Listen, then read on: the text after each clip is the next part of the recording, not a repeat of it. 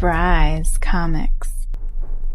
In this video, we're talking about the Fantastic Four, and stick with me because there's some really interesting investment tips and ideas peppered in this video as well. But first, if you're new here, I want to say thank you for stopping by. This channel is all about comic book investment and speculation with tips and tricks on how to have this hobby fund itself. In fact, all of the comics that are going to be displayed and talked about in this video have been purchased with money from buying and selling comics using methods that have been laid out in previous videos on this channel. So if that's something that interests you, please consider hitting subscribe, smash that like button, and let me know what you think down in the comments below. I believe Fantastic Four, the first series, is one of the most undervalued comic book series currently in existence, and I believe that that is about to change very, very soon. The reason for that is that the Fantastic Four has never had a movie that really did them justice. It's had a lot of movies, but by and large, they weren't really received that well. But that is about to change because we have confirmation of a Fantastic Four movie coming to the MCU. We've known about this for a while now, but we have not had any casting announcements or an official release date, and I do believe both of those things are going to happen very soon. And once we get casting confirmations and the release date, we'll see spikes in these books, and that's just the beginning as the rumor mill starts to churn and as trailers come out, etc. So I really do think that prices today will be eclipsed by prices in the near future. I recently bought Fantastic Four #1 in a CGC 2.5 for $15,600, the most I've ever paid for a comic. I did a whole video on that, link down in the description if you haven't seen that. It's worth checking out. That covers all of the reasons why I made that purchase, etc. And that was in late August. And then on October 3rd, there was a sale for the same grade for $21,600, a $6,000 gain, or a 38% ROI in just 5 weeks. And I think that's just the beginning for the reasons that I just mentioned. That's a PC book for me. I'm a huge fan of the Fantastic Four series, and I thought, okay, what other issues do I want for the PC? Because I should try to make that happen now as well. So I'm excited to add these two new books to the PC. We got Fantastic Four #2 in a CGC 7.0 and Fantastic Four #3 in a CGC 6.0. And we'll get a better look at both of them here in just a second.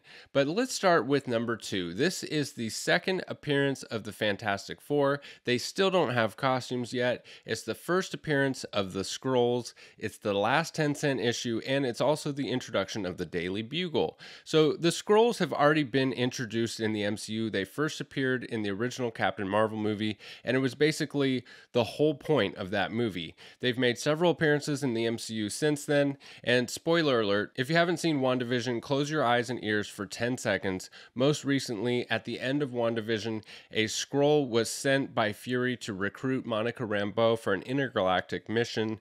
So they are definitely coming back in future MCU projects, and I think this book is undervalued for that reason, in addition to the importance that this book has to the Fantastic Four. The Skrull appearance and the introduction of the Daily Bugle are basically bonus spec for this book. The anchor of this book is the second appearance of the Fantastic Four. So let's jump into the computer and take a look at some prices for this book. All right, so here we are on GP Analysis. It's a great website for analyzing sales of comic books. They don't catch every sale, but they do catch most sales. And so you do have to kind of hunt and search different places like eBay and other sales sites to make sure you're getting the most accurate information. But for the most part, they have really good, consistent, accurate information. So here we are at a 7.0, and we can see back in February of 2019, we saw a peak of $5,800, and this is right before the movie came out for Captain Marvel. We likely got some trailers and some leaks about the Skrulls being in the movie, and so we saw a peak of $5,800, and then we saw some more gains here just with the general market increase of this year in 2021. And then we have my sale, which was $5,107. I saw this on mycomicshop.com. This is the book, the actual book that I bought, and got it for $5,107. You guys don't sleep on mycomicshop.com. They have awesome books, great deals. They have an excellent selection of stuff in stock, and oftentimes you can find these sleepers like deals like this for $5,107. That's less than the peak from 2019. And that's why I think it was just such a steal of a deal, such a bargain, because the scrolls are going to continue to be in the MCU, but that's just in addition to the Fantastic Four coming and all of the announcements with the Fantastic Four. So I think that the fact that I got it for substantially less than the peak from 2019 is just a great deal. And the thing is that there's great deals like this all over the place at many different grades. Check out this grade for an 8.5.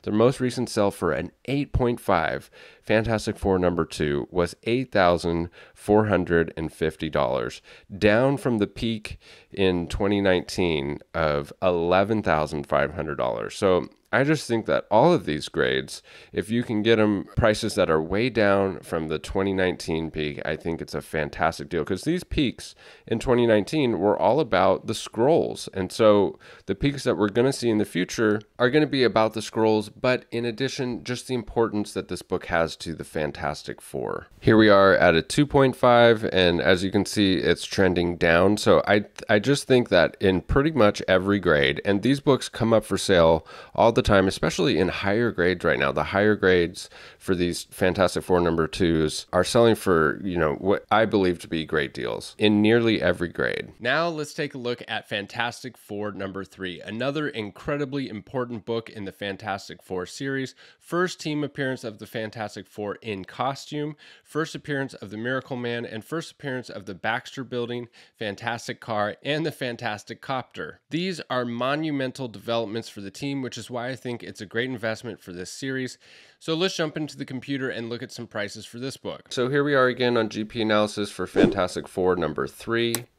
And as we can see over here on the grade for a 6.0, so I got this book on trade actually for $4,000 worth of books. And there was a peak of $4,200 back in August of this year, and the most recent sale being $3,600, trending down. So that's why I think that this book is a great investment right now. This is a great time to pick this book up because it's trending down and we're about to see another peak. I think the greatest peak that we've ever seen for Fantastic Four is coming. It's just right around the corner. And so it's a great time to pick this book up. And some grades are better than others. You can see 5.0 is really trending down. And so that brings up a really interesting point, which is, what is the best grade to invest in? So as far as what grade is best to invest in, it first depends on your goal. For me, I wanted all of these books for the PC and as investments. So I went with the highest possible grade that I could afford because it's going to be in my PC.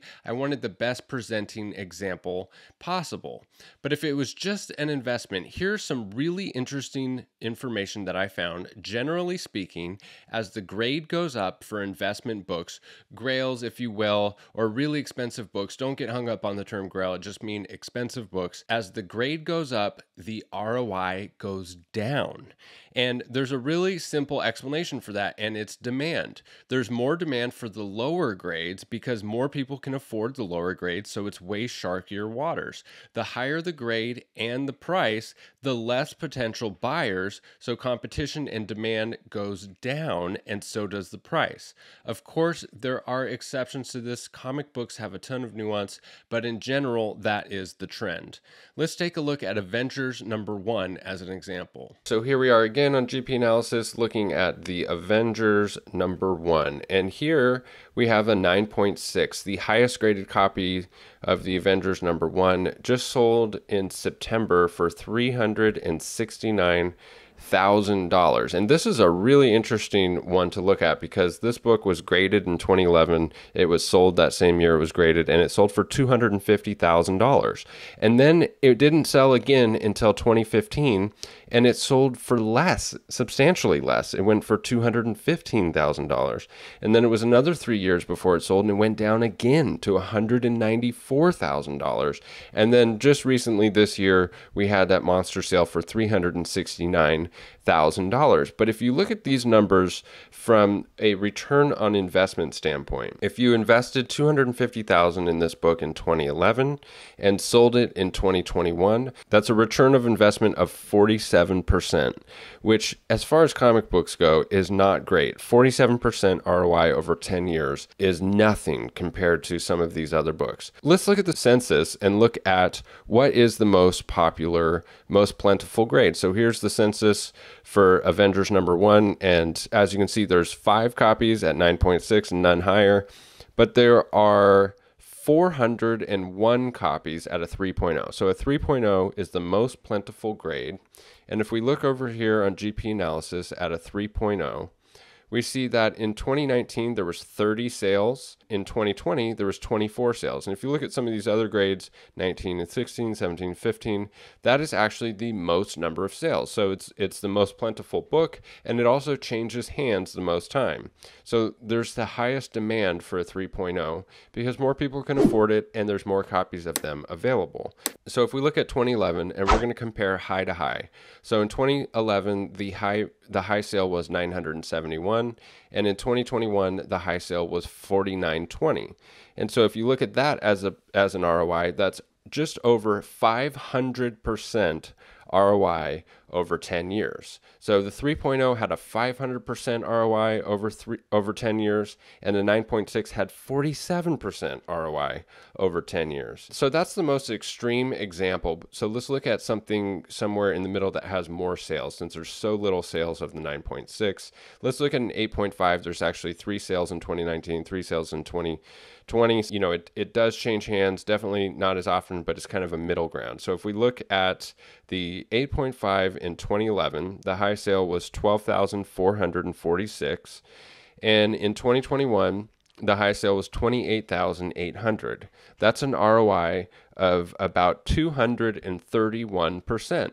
So it's definitely better ROI than the 9.6, but it's nowhere near as good of an ROI to the 3.0 grade. So from an investment standpoint, if you had $28,000 to invest, you would be better off to buy 5 3.0s than 1 8.5. Of course, there is exceptions, but generally, the higher the grade, the less of an ROI. But the thing that comes into play here a lot as well is if it's part of your personal collection. And, you know, if you want something for your personal collection, and you can afford an 8.5, you might not necessarily want to look at a 3.0, knowing that you can afford such a higher grade. So there's more that goes into this than just investments, but a lot of people simply invest in comic books. For those people, it makes way more sense to go for the sharkier waters, the more plentiful, lower grades. So while we are on the topic of Avengers #1, let's look at the sale prices as they correlate to all the different Avengers movies that have been released in the MCU, because we can glean from that what we can expect for the Fantastic Four movies that are coming, because just like the Avengers is basically its own franchise, I believe it's safe to assume that the Fantastic Four will also get many sequels and be its own franchise, and increases in comic book values to go with it. So here we are on Avengers #1 still, and this is the CGC 3.0. And I want to look at how the prices correlate to all of these different release dates. So in May of 2012, we have the first Avengers movie, which comes out. And if you look here, on February of 2012, likely right when the first trailer started to drop for the Avengers, we saw a peak, all-time high prices. It wasn't until May of 2015 that Avengers Age of Ultron came out. In April of 2015, likely when the trailers first started to come out, we saw another peak.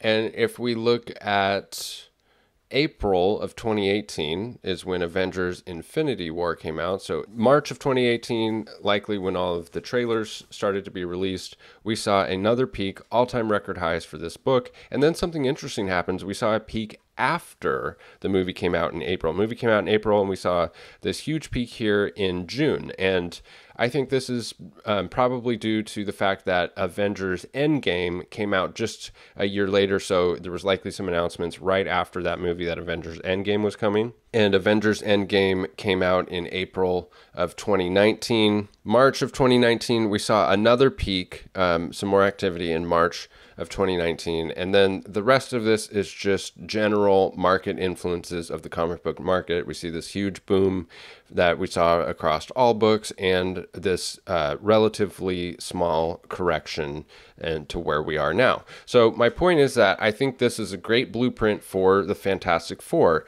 that I think we're likely to get Fantastic Four sequels. Fantastic Four will become its own franchise, and every time there's a new Fantastic Four movie, we'll see another peak, new all-time record highs for Fantastic Four books, and just a generally increasing price over time for these books, which is why I think it's a great time to get in on Fantastic Four right now. So let's take a look at this Fantastic Four #2 in a CGC 7.0. And as you can see, it presents like a 9.0 at arm's length. But when you get closer, man, you really see the color strike and the yellows and the reds. It's just beautiful. I am so happy with the way that this book presents. But it does have 7.0 problems. And if you look along the spine, you'll see that there's, significant color breaking defects.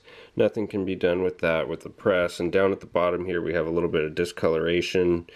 And it's really these edges that keep this book from an 8.0 or a 9.0. Is because of these edges. There's a large crease right there.